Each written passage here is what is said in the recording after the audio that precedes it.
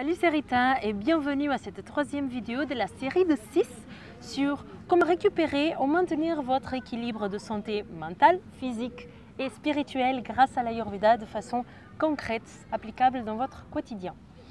Si vous n'avez pas encore regardé mes deux premières vidéos sur les 5 éléments maîtres et le premier élément espace, je vous invite à le faire avant de regarder la présente vidéo, ça sera plus facile pour vous.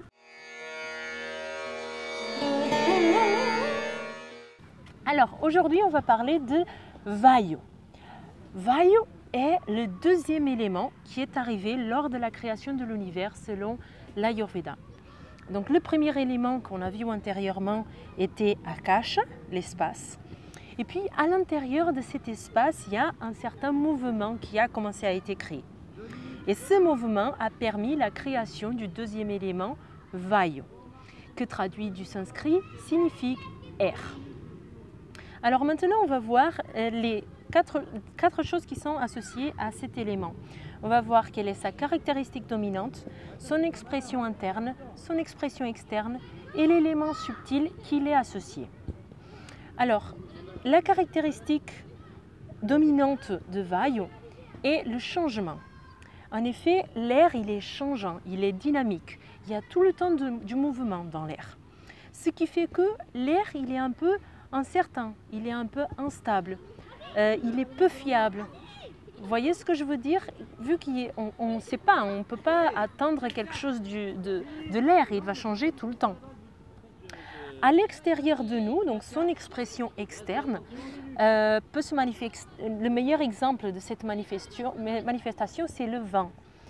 Alors, excusez-moi de mon accent, quand je parle de vin, je ne parle pas du vin alcool pour boire, je parle bien du vin air, okay? Comme le Mistral, le vin qui est à l'extérieur. Et ce vin, il manifeste vraiment toute cette qualité dominante de Vayu. Le vin, il est changeant. Un coup, ça souffle, un coup, ça s'arrête, puis ça ressouffle. On ne sait pas à quoi attendre du vin. On ne peut pas le prévoir, on ne peut pas le maîtriser. Puis, à l'intérieur de nous, comment il va se manifester cet air Vayu? Il va se manifester dans tout ce qui est mouvement, dans le sang qui coule à l'intérieur de nos veines, par exemple, de nos artères, dans le mouvement qui se passe dans les interactions cellulaires. Dans le mouvement, il est fondamentalement localisé au niveau des poumons et du côlon. Donc tout ce qui est souffle, c'est aussi le mouvement, c'est aussi Vayu, c'est aussi l'air. Le vin n'a pas de structure, n'a pas de forme. Il va se manifester dans les stimuli sensoriels, dans tout ce qui est réponse motrice, du mouvement du corps, hein, quand on fait le sport. C'est Vayu qui anime tout ça. Maintenant, la quatrième chose qu'on va regarder sur Vayu, c'est l'élément subtil qui est associé. Donc, lors de la création de cet élément, il y a le toucher qui est arrivé comme élément. Donc, c'est vraiment à travers du toucher qu'on va pouvoir rééquilibrer Vayu à l'intérieur de nous. C'est pour ça que les massages sont énormément utilisés en Ayurveda, parce que le toucher, il va permettre d'équilibrer cet élément maître qui est présent dans presque toutes les interactions du corps, vu qu'il y a du mouvement. Voilà pour tout ce qui est l'élément Vayu. S'il y a des questions qui vous sont restées, n'hésitez pas à poster en dessous de la vidéo.